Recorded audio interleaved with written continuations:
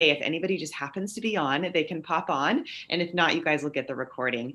And ladies, of course. So thank you. Thank you again. Let's just take a moment to drop into our intuitions, be fully present to this moment, to each other, just breathing into our hearts, bringing our awareness down into the center of our being, the soul, right at the center of our heart, seeing that golden white light.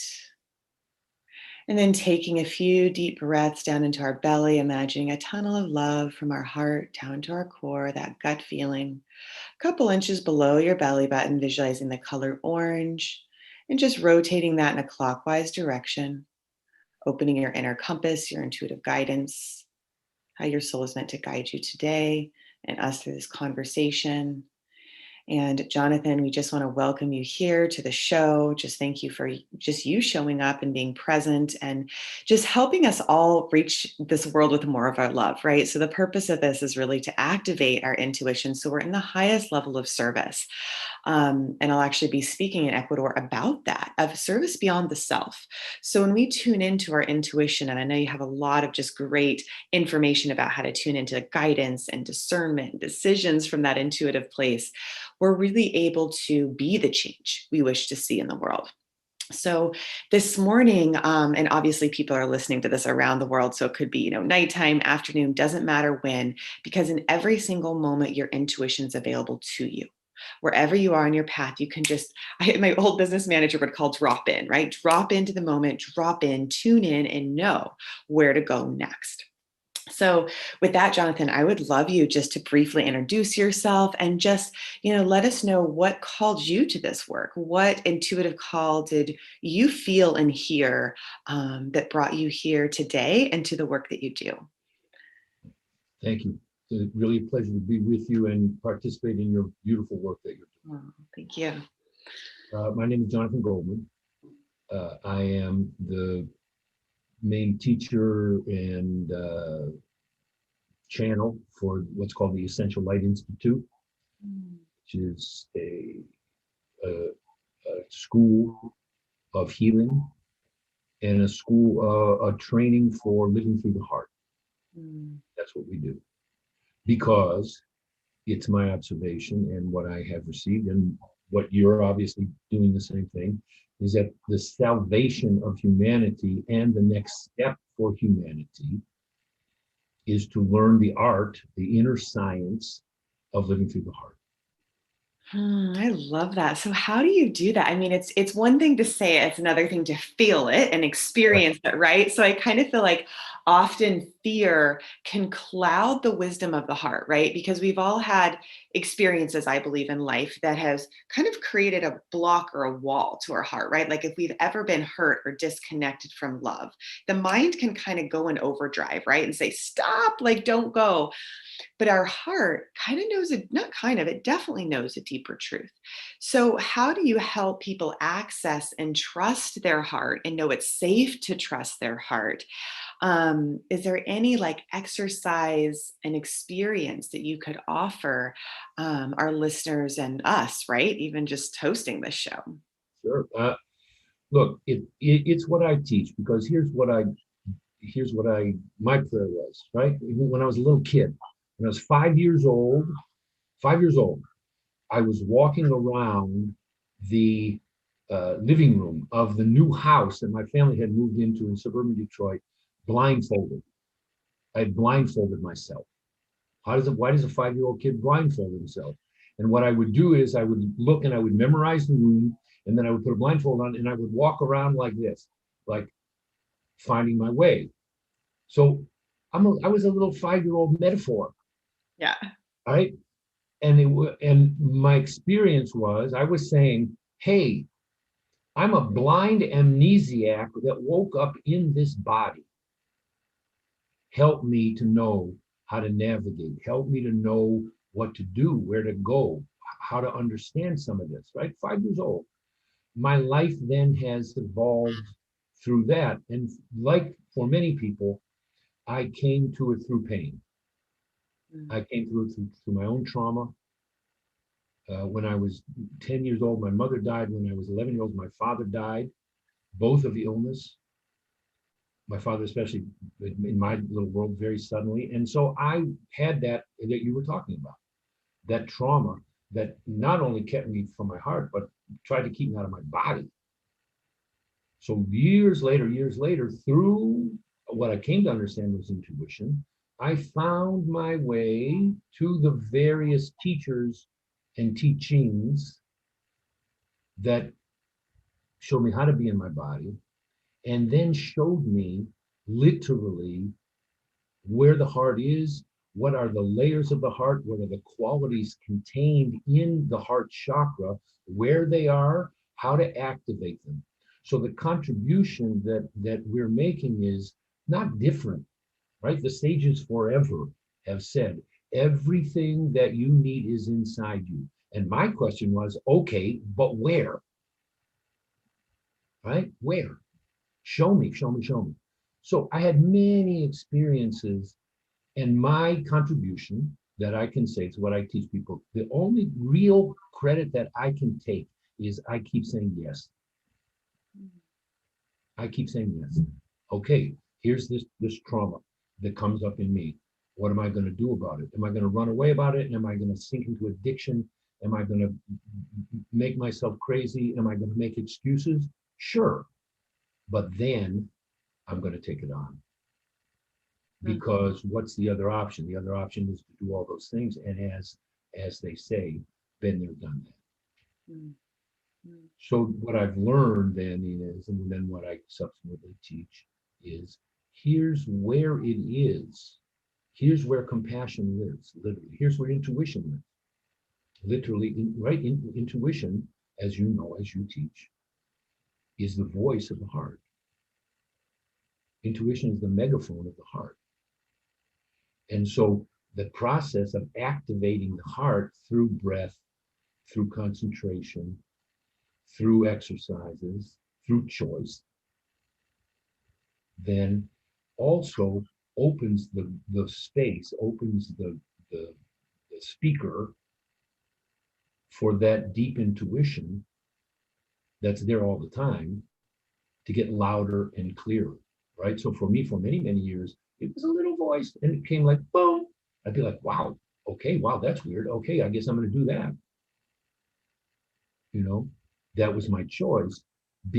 And in some ways, because I had so much distress on the other levels, my mind was blah, blah, blah, blah, blah, blah, all the time. My emotions were blah, blah, blah, blah, blah, all the time. And so there was, when something would come that was so clear and so gentle and so out of nowhere, I chose to follow it. And then gradually, it also led me into the healing, so that other blah, blah, blah, blah, blah got way, way quieter and way, way more, came into the program. It came into the harmony of the heart. I love that. I love that. Harmony of the heart. It's almost like that's the center point. It is. The heart is absolutely the center, right? Literally, in the chakra system, it's the center, right? And the heart holds both the transpersonal and the personal, holds the lower self and the higher self and the universal self. It has all those components. And so the switching my loyalty, so to speak, is what I say. So I'm switching my loyalty from the third chakra, which is where my culture and my training would put me, right? The third chakra being the place we live on earth through, right? The doing, the making, the creating, manifesting, right? But also, as we see in our country and in this world, ends up in conflict, internal conflict, ends up in competition without reason, ends up in anger, ends up in criticism, blah, blah, blah, because it's not being held by something higher that gets what the real program is. So by shifting my loyalty internally to my heart and then practicing, right? The only people who are naturally in their hearts that I know are less than a year old. Right? They're just little dogs. No, I'm just kidding. No, dogs. No, I don't know if you'll see our dog walk behind me here. Yeah, dogs, right? True. Absolutely true. I've just been experiencing that lately with dogs. It's just like every time I think like an unconditionally loving thought, this dog's like jumping on me. I was like, okay, this is sweet. I love that though, Jonathan. That's really well said. Yeah, it really is. I use the word, or I hear it all the time, like ego. And it used to irritate me. It still kind of does, because I feel like it creates separation. And I think that kind of is what ego is, right? It's a separation from love. And when you talk about third chakra, which feels like you said, power and control, and then you move it up into the heart, there really is no separation. And that's, I think, one of the reasons I was inspired to create our nonprofit they were talking about called One Heart Global, which is really staying in the heart, moving from the heart, inspiring each other to be in the heart and make choices from the heart, right? And so we find as we do that, it's like a ripple of love, right? Because you're so full of love because you're connected to the truth inside you and everybody else, that it just expands and grows like a flower. So I guess I just really invite everybody, you can activate that fourth chakra even just by visualizing the color green and rotating a clockwise direction. So if you take your right hand, you move it towards the right, you start to open your heart. And the affirmation for that is I love. And as you start to open, you'll notice what you love. And as you even say that to yourself, you'll be drawn closer to those things, right? And you'll feel like a magnetic pull towards those things. And that is your purpose, right? Your purpose is to love and be loved and share that love. So wherever you're being called, there is a way to get there, right? Like, our next mission is Ecuador. Okay. Like the way has pretty much been paved. And the proper use of your third chakra is decision. So to use your decision in alignment with love, and then you'll be supported. So Jonathan, I don't know if there's anything else you want to share to that, but that just kind of. Actually, there's a couple things, Abby, because look, exactly what you're saying is the basis. So I want to say two things. First, I want to say, here's the thing. Everybody has a heart. Mhm. Everybody has one, and it's built in. So what I say is this: the distance between the third chakra and the fourth chakra is what I call the longest 4 inches in the universe. Because the third chakra, it's interesting, the juxtaposition, right? The third chakra is dedicated to that which you're saying. It's to distinguishing, right? Third chakra is here's a me, here's a you, here's a this, here's a that, here's a plan, here's a not plan. The heart is unity. And so the transition, the transformation from that loyalty from one to getting literally to in answering that call of the heart. You alluded to it earlier. The heart's in there going, hey, hey, hey, yo, it can be way better, blah, blah, blah. And and then when we don't listen, it gets louder and it can turn into illness. Somebody asked me the other day, I was on another call and they said, so what do you think about heart disease? And I said, heart disease, it comes from the difficulty in listening to the call of the heart. Because we deny that what you did before. We have this separation. And particularly one of the things that I teach is what we do is we take the energy of the heart in most cases and we put it behind us. We put it into like a lockbox in the back between our shoulder blades and hold back the energy of the heart. There's nothing missing. It's all there. But where did we put it? So someone who says, well, I don't know, my heart's not open. Well, it's not that your heart has been denied its full measure of energy, because a heart given its full measure of energy is just going to do what hearts do. What you said, it's going to reach out, it's going to love, it's going to connect, it's going to unify, it's going to harmonize. So if that was not acceptable for some reason, and in order to protect the precious, innocent, perfect self that's in the depth of the heart, what was the best option? Well, in many cases, the option was, well, I'm just not going to be there. I'm going to take it and I'm going to put it in a lockbox back here. So one of the things that we teach is, okay, let's be aware of that. Now let's unlock the lockbox. And in the exercise that you're teaching, when we unlock the lockbox, there's more juice available for that breath. Okay. Here's the second thing that I want. You asked me a little earlier, did I have anything particular that I could teach about this? And I do, if you don't mind, let me describe something about what I call the energetic anatomy of the heart. So the heart, so in our, we are constructed, right? Everybody.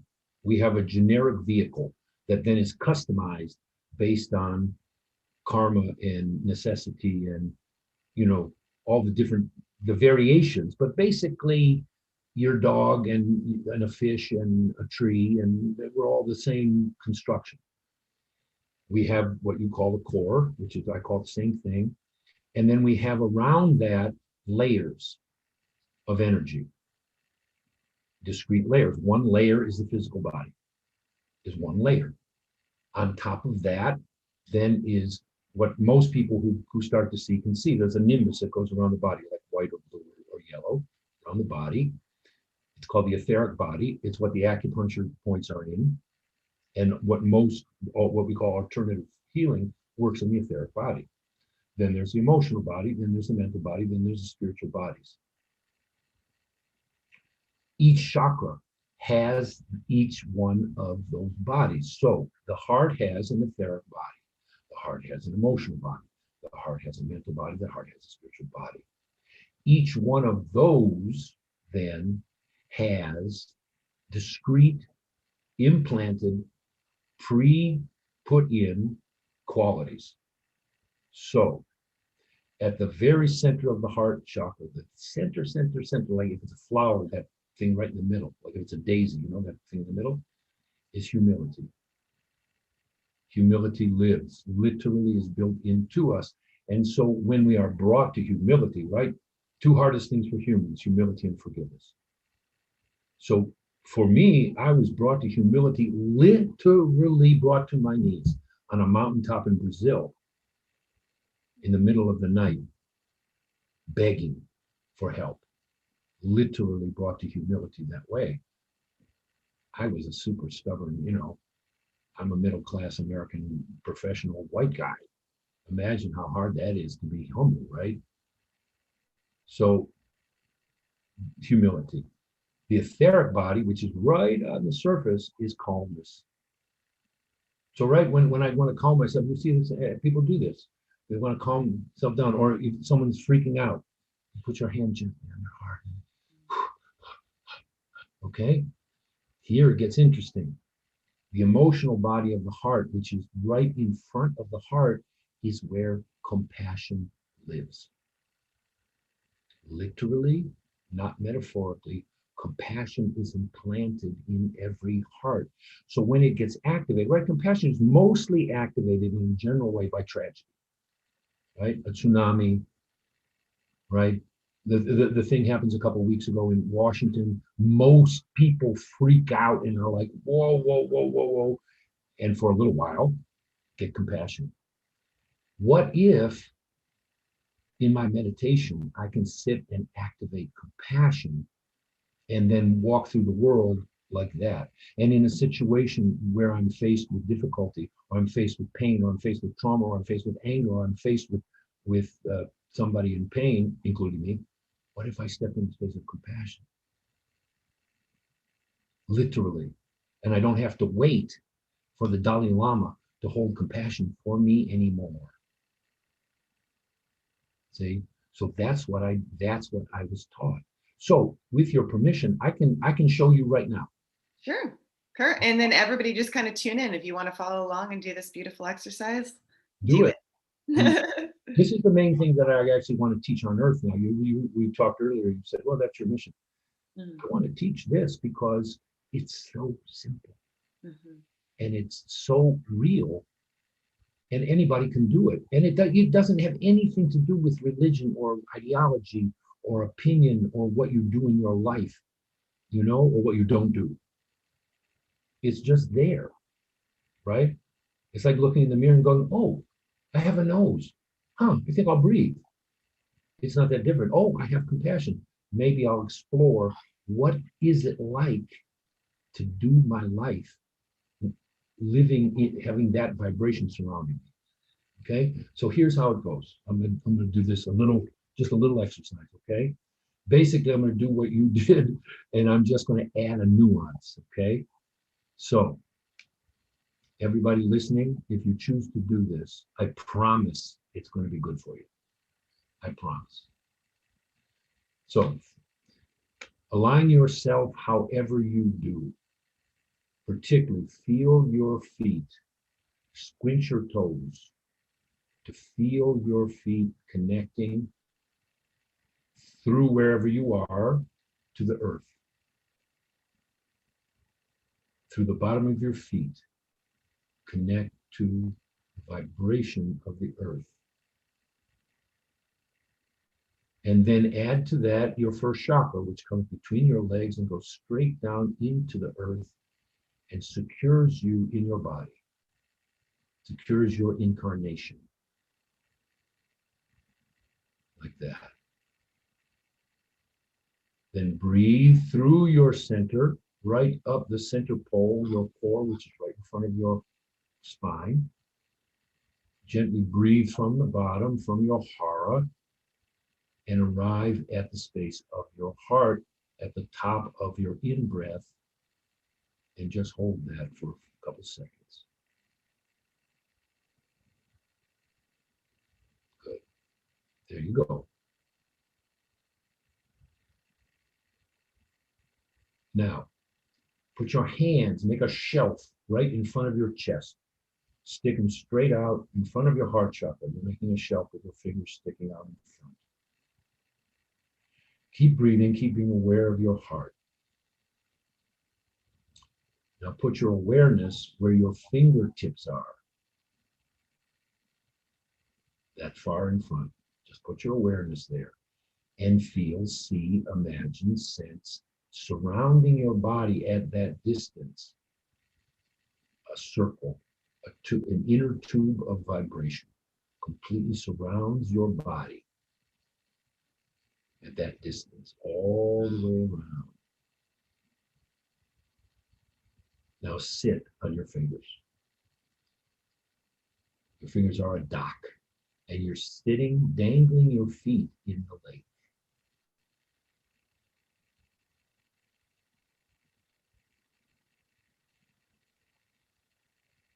Now from this place, bring in front of you a situation. Don't make it the most difficult one to start with. Something that you're facing. A person that you care about that's going through a difficult time. A particular problem that you're having, that you're facing, a health problem, a decision. Something that's just going to come, and just hold it in that space. Don't do anything. That's the space of compassion. You're not going to do anything. You're just going to hold it in that space.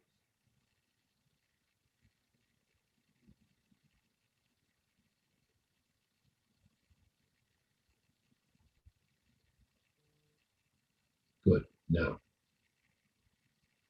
you can go to this place anytime. Anytime you wish. Just walk out on the dock, sit down, dangle your feet in the clear water, breathe, and be.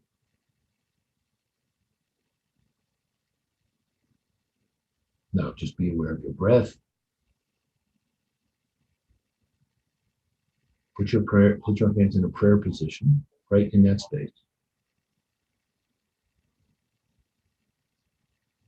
That's your activation signal. Anytime you do it or you see somebody do it, you activate your compassion.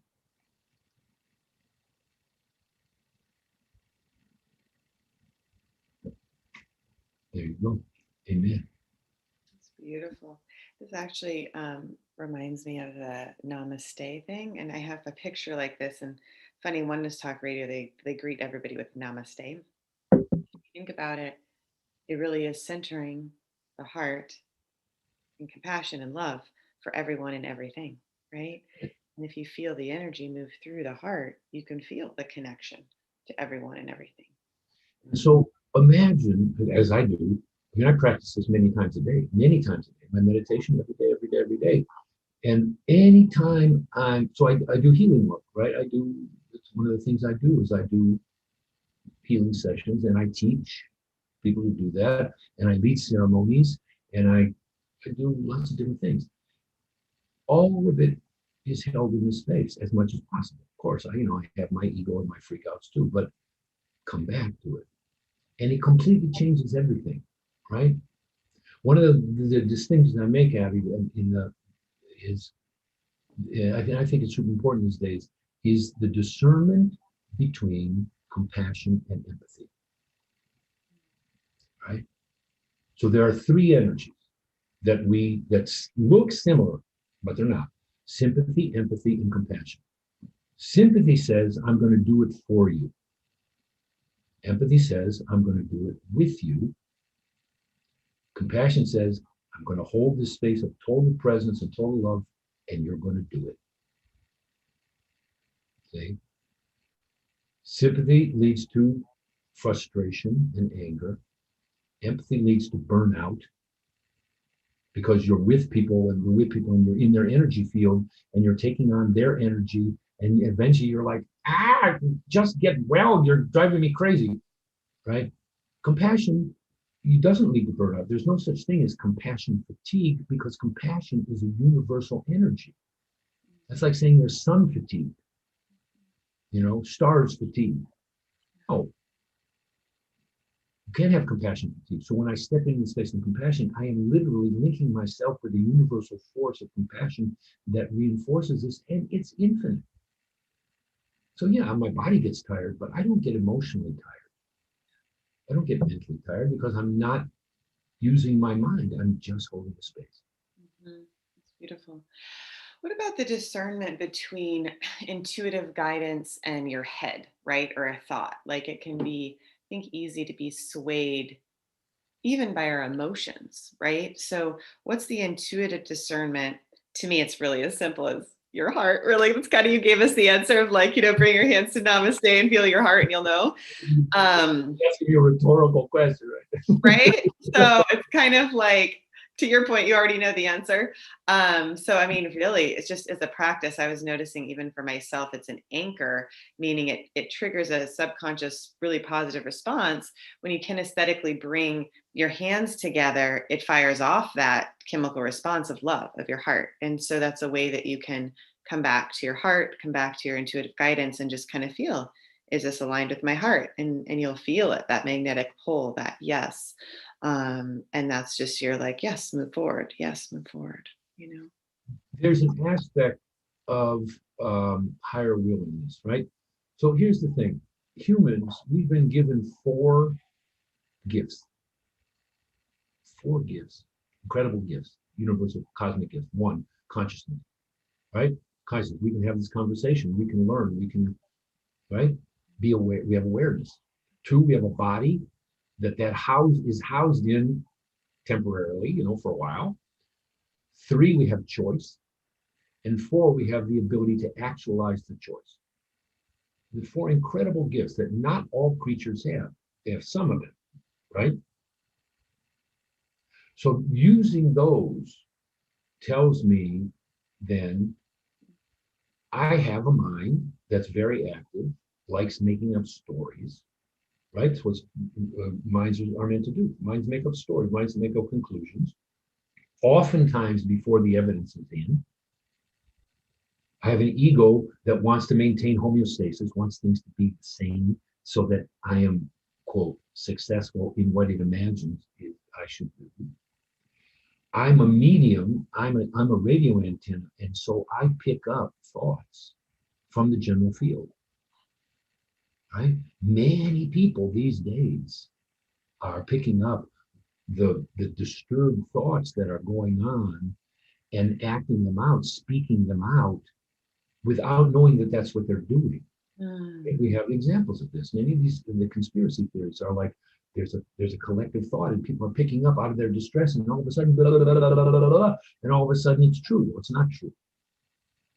How do you know? So part of it is my choice to know that about myself. to know my inner tricks, to know what the voice of my intuition sounds like, feels like, and then what the voice of my mind sounds like, feels like. It's not the same. So let's do that. Let's give the discernment, maybe in one hand, voice of intuition and one hand, mind. Are you willing to kind of guide people through that process? Okay, well, you did it yourself. So let's go back. Let's center ourselves in this space of the heart. Simple, calm. Put your hands in front. One of the ways that I learned about this is I watch people's hands. If you watch a video of the Dalai Lama's hands 100% of the time are in front of his heart. They're either in the space of compassion, which is the emotional body, or the space of faith, which is in the mental body. He just does this the whole time. He's doing this. He's just vibing the whole world.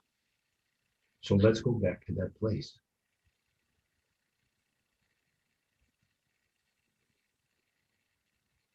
So bring into your awareness a question you have. Simple question. What am I going to eat today? What am I going to do with the rest of my day? Frame it as, what is in the highest good of all beings, including me?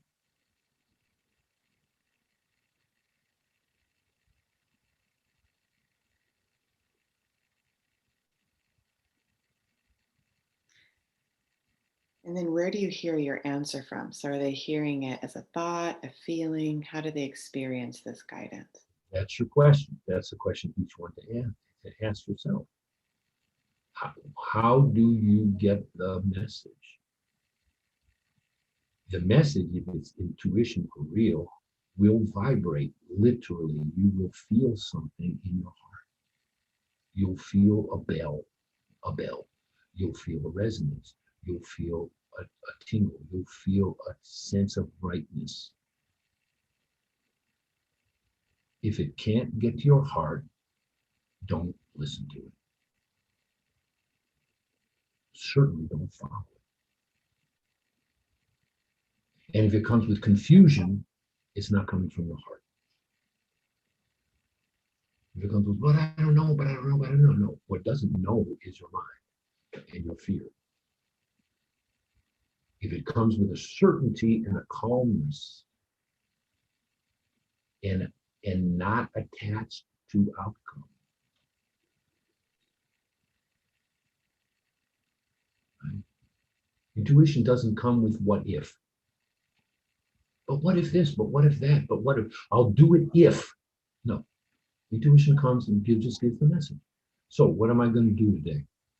I'll tell you what my heart said. My heart said rest. Because I'm working super, super hard. We had a busy weekend. And I went through a health thing a month ago. My heart just said rest. Now, it's up to me whether I obey that, because usually I don't. See, but it comes with a calmness, and it comes with a rightness, and it comes regardless of what my considerations are. I have lots of work to do, lots of work to do. My heart's just saying, hey, here's the deal. Right? What did your heart say?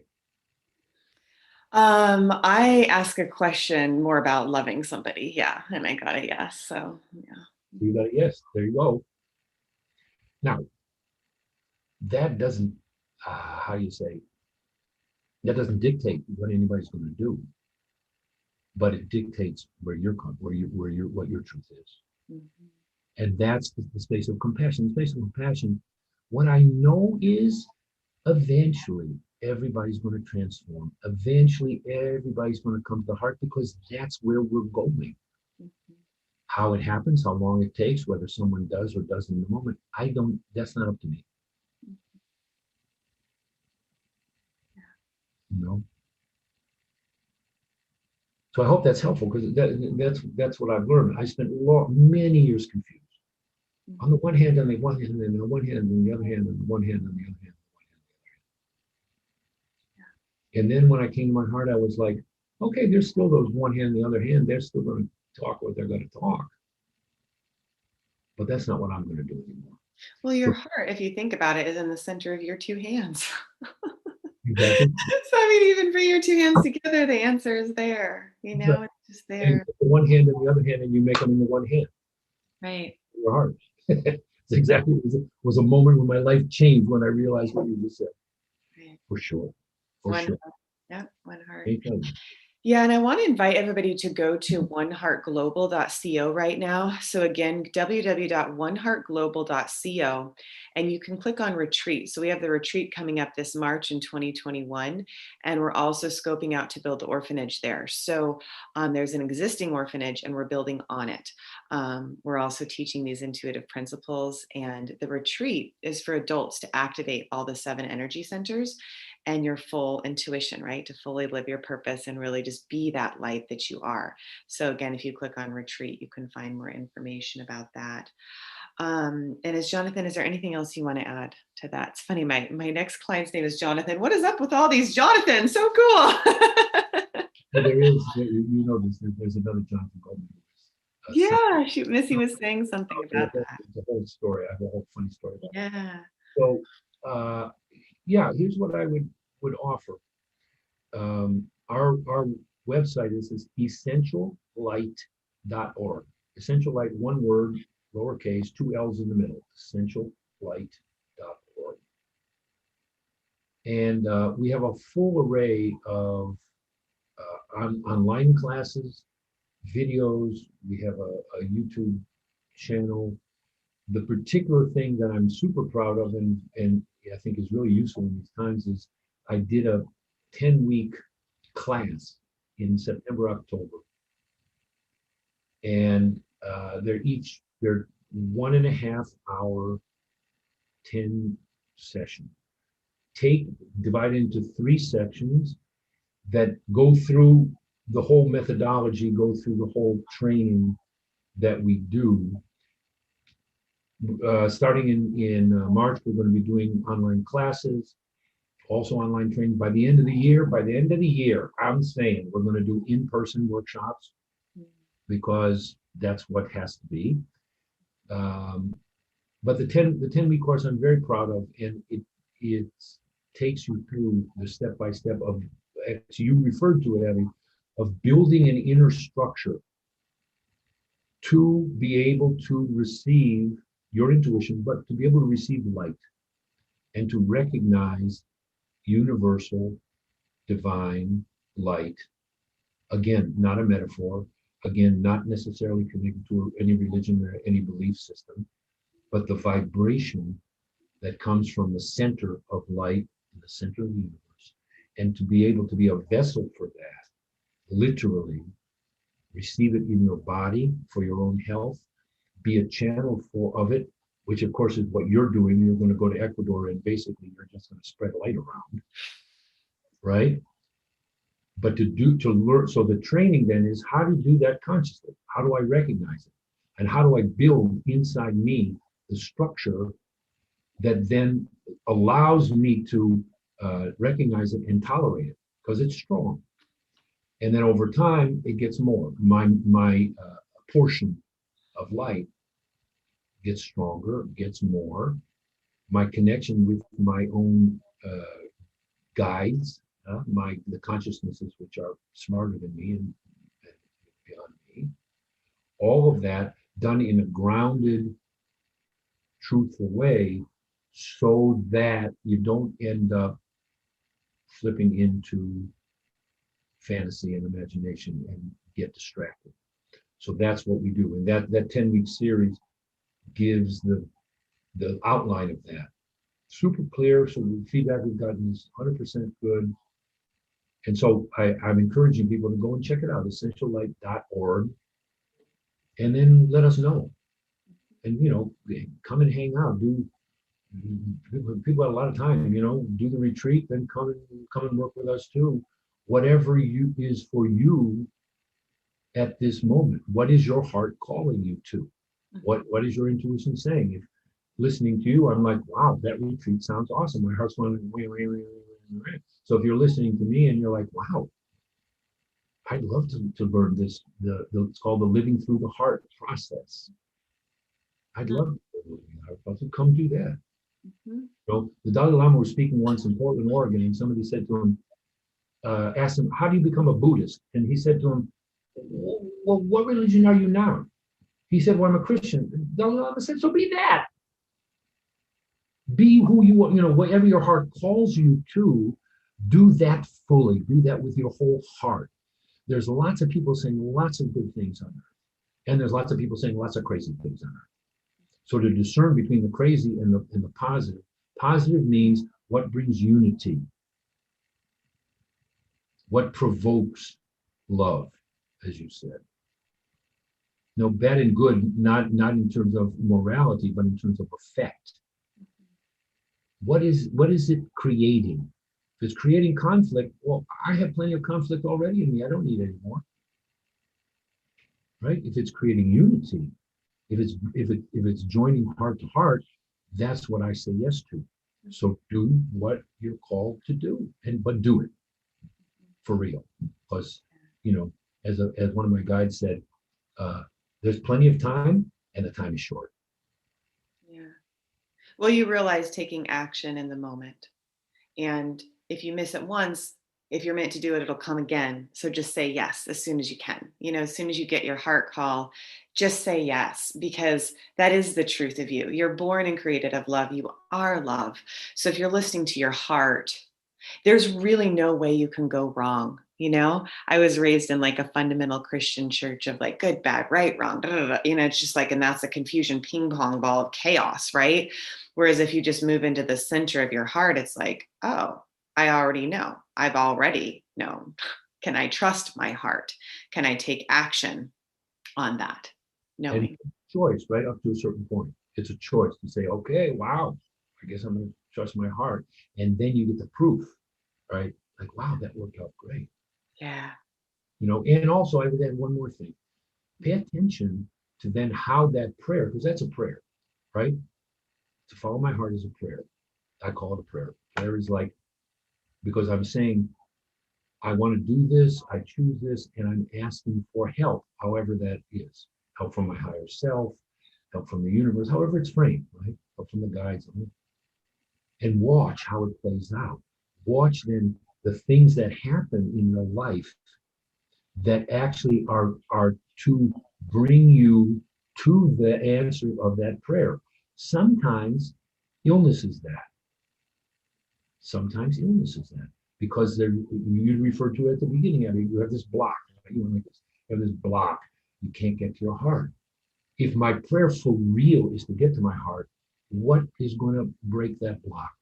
And sometimes it needs to be chipped away.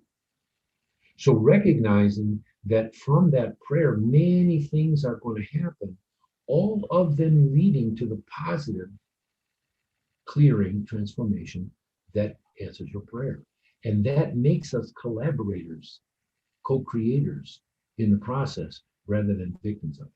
You see, I've had many times. I'm in the middle of a healing process in me, and I'm complaining. My God, it's so difficult. And literally, the voice of my God will come and say, "Do you remember the prayer you made?" And I'll be like, "Oh yeah, that's right." So it doesn't necessarily make it easy, but it makes it more smooth for me to cooperate and then follow my intuition as to, okay, how am I going to get through this? What is the medicine I need? What is the healing I need? What is the meditation I need to do? Who am I going to listen to? If I'm thinking, oh my God, I'm so sick, and I'm a victim of this, and it's terrible, it's terrible, it's terrible. I don't. My intuition could be, put a billboard on in Central Park, and I wouldn't recognize it. So I have to recognize that I am being supported, and sometimes the support is weird. And sometimes what? Support is weird. Yeah. Sometimes it's weird, right? Well, it's funny you say that because my grandma just passed. And so I drove my parents from Idaho to Oregon. And then one of my clients called, who's a dear friend of mine. And I'm just like overwhelmed by grief. And she's just like, hey, I'll meet you halfway. So she actually drove halfway to meet me. I'm actually staying at my client's house right now. The support is quote unquote weird, but it's all love. And, you saw my little organ shirt. I didn't even know I had it. She'd like let me borrow it. So it's just funny how we always are supported in love. And can we receive it? And I think realize the answer to that is always yes. And as you follow your heart, you're giving it. So if you can shift, I mean, the biggest thing I received from this, Jonathan, is really shifting from the third to the fourth, right? So that power and control and whatever energy of kind of conflict and almost like war, right? Fighting into the heart, which is intuition, unity, consciousness, bliss, ananda, right? Like it's all of that infinite capacity to love and be loved. There's just this beautiful ball of just golden white light that surrounds your field, kind of like you were talking about the different layers. So I just invite everybody, just place your hands on your heart right now in this moment and just notice, where is my heart calling me? And you can look at these links that we'll send you. You can see, in this moment, am I guided to go have a cup of coffee, to call a friend, whatever. And, your intuition moves you. So I know when I started my company, I was 19, I'm literally sitting at the computer and the words life force connection come through me. I wasn't thinking, it literally was moving through me. So you can't really think intuition because it's so fast. It's so beyond intellectual understanding, anyways. But it's like, it's so you, intuitive you. It's so you. You are your intuition. So when you clear all these other blocks, you're actually just becoming more of you. And the world wants that. The world needs that because you're born perfectly as you are. So we need you to show up. So, And Jonathan, thank you. what was your contribution at that moment? You said yes. Mhm. Yeah, we all did. We're all And here. everything conspired to bring you where you are now. Same thing. Same thing. Very beautiful. Very beautiful. Yeah, so beautiful. Well, we just need to wrap up in a few minutes. So, Jonathan, if you can share your website one more time so people can access that. If you want to go ahead and do that now, that would be great.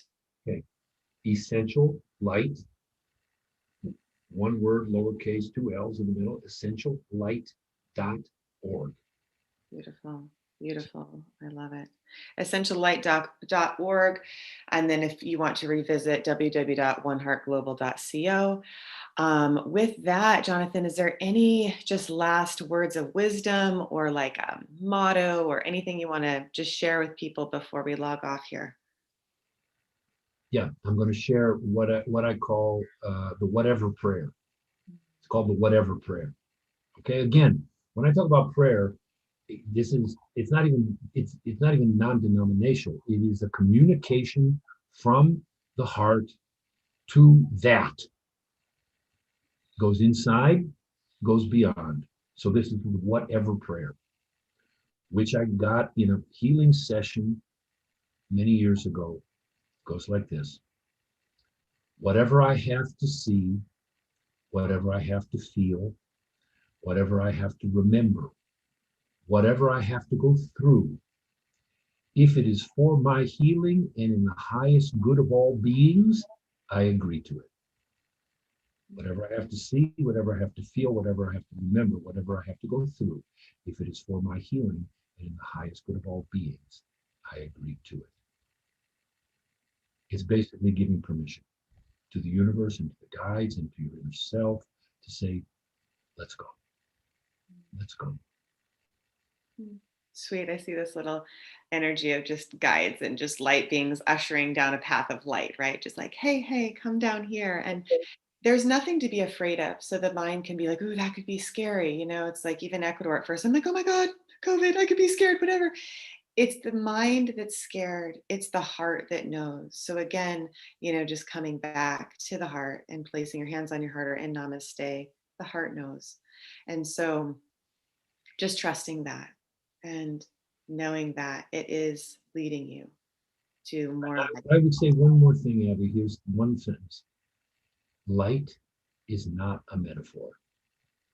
It just is. Light is for real, not only everywhere, but available to each of us to guide us, to heal us, to help us, to comfort us, to give us a bigger picture, and to make us lighthouses to be a lighthouse, right? Like beaming light around, illuminating what needs to be illuminated inside and around us. As far as I understand, that's what we're being asked to do. You're doing it through your incredible work. I'm doing it. I'm doing it. Many, many, many, many people being guided to do this. Light is not a metaphor. Light is the real deal. It's beautiful. I love that. Thank you so much, Jonathan. Namaste. So appreciate you. Thank you. Thank you. Namaste. My honor, for real. Beautiful. All right. We'll be in touch, everyone. Thanks so much. You're welcome to always send me an email to abby@lifeforceconnection.com, and have a beautiful day. Take care. Bye. Amen.